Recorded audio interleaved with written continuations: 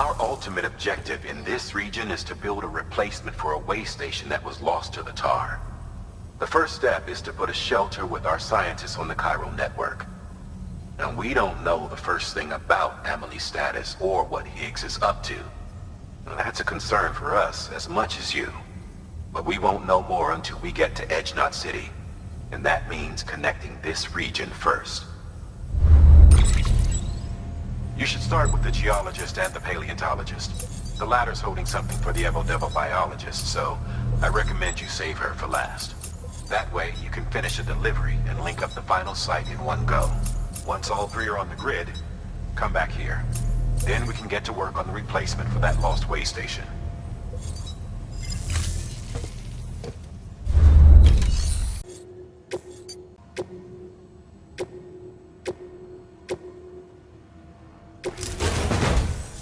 A geologist of ours has been studying fossils as part of his research into prehistoric extinction events. He's been out there conducting excavations for a while now and has begun to suffer the effects of chiral contamination. No doubt the result of excessive exposure to chiralium during the dig. Until the site is properly decontaminated, his work can't proceed. Nor will his health improve. So we need you to bring him some chiralium scrubbing agents. Administering shock. Stand clear.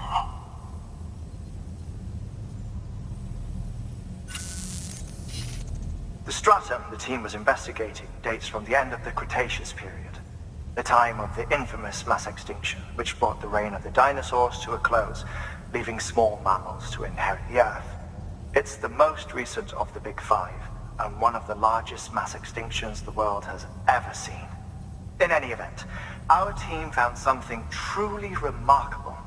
Can you guess what it was? A fossil beach. If that is indeed what it is, then he has made a tremendous discovery. Therefore, Sam, it is essential that you deliver those chiralium scrubbing agents as soon as possible. One more thing, Sam. For this run, you'll be transporting an antimatter bomb. A Bridges paleontologist working on a dig says he needs it. Apparently, the fossils he wants to study are buried deep beneath tar, and the only way he can get to them is by blowing it wide open. Now, hopefully I don't need to tell you to be extra careful when handling high-yield explosives. But in case I do, make sure you keep that container in one piece, no matter what.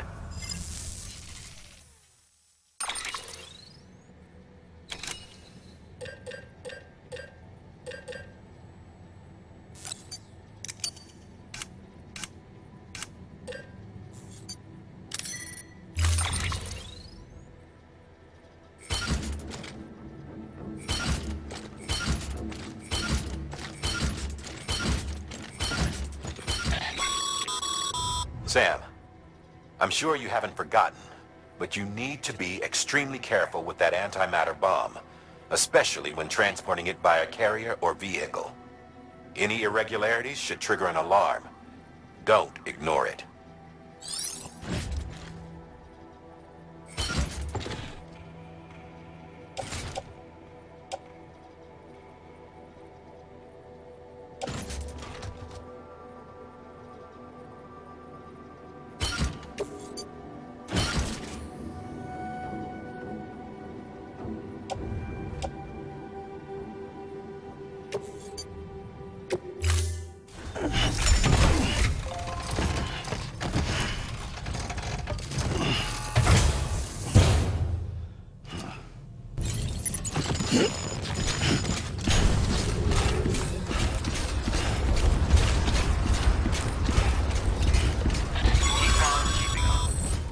Sam, so, Hartman told you all about the lake. How the attack that created it changed his life forever. Not only did he lose his family,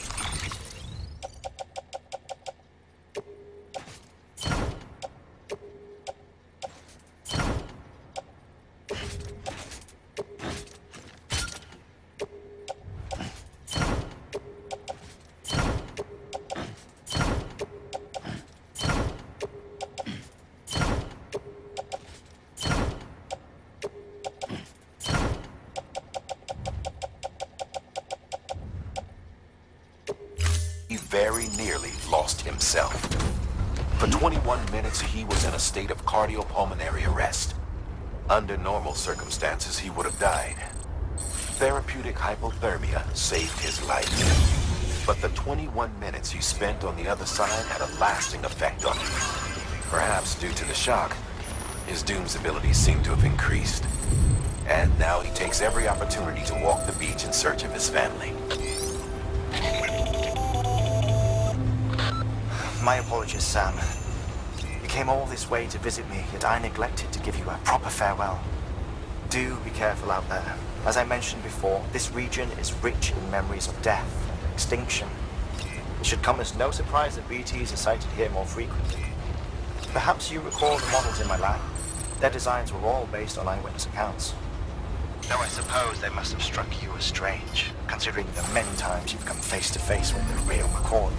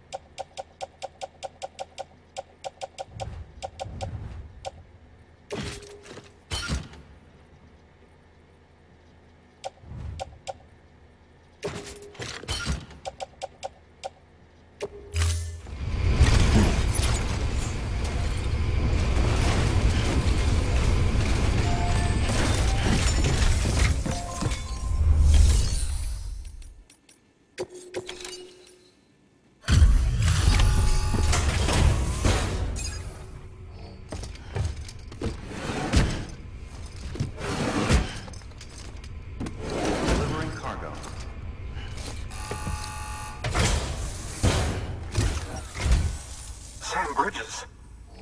Oh, thank God for that. I was worried you might not get here in time. But then I've done nothing but worry of late. I've been haunted by those visions you doom sufferers see. That end of days stuff. I put the nightmares down to fatigue. Possibility of chiral contamination never even occurred to me. It's just lucky we caught it before the suicidal stage. Dying's not an option. My research is nowhere near complete. It's not just my life you're saving here. It's my life's work. I started to wonder if I'd ever see these meds. I guess you really are good at what you do, huh? Thank you. Oh, yes. Right then. If you'd do the honors.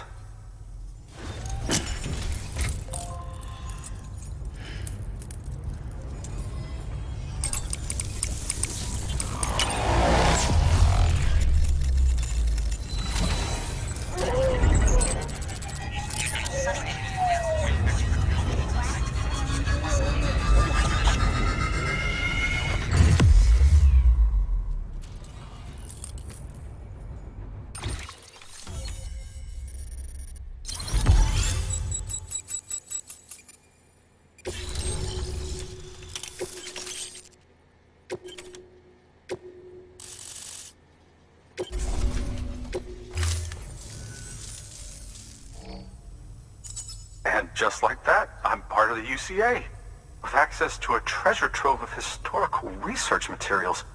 Studying this fossil beach should be a good deal easier now, assuming I can prove once for all that that's what it is. Honestly, though, I'm just excited I can finally share these findings with everyone. Can you believe I found chiral deposits in strata dating back 65.5 million years? Evidence of an ancient death stranding. Chiral matter has existed on Earth since long before the dawn of man. This stratum is proof of that. Look at this, Sam. Do you see that black fissure there? We believe this is the source of the Chiralian readings. In the distant past, earthquakes cause frictional melting along fault lines, producing layers of what is known as pseudotachylite. We call these layers fossil earthquakes. Extending the principle, our fissure here is what one might term a fossil beach. The presence of chiralium in this of all strata cannot be a mere coincidence. It strongly suggests that beaches must have appeared during the Cretaceous-Paleogene extinction event. And not just then. The chiral network has recovered data suggesting that similar fossil beaches were discovered in strata corresponding to other extinction events too. That would seem to indicate the Big Five and all other major extinctions were accompanied by the appearance of beaches. In expanding the chiral network, you've helped us glimpse a pattern in these scattered points of data. You've furthered our individual research projects and ensured that it is only a matter of time before we recover all we have lost and solve every mystery that remains. But this is only the beginning. See this through, Sam, and there's no telling what we might learn. Good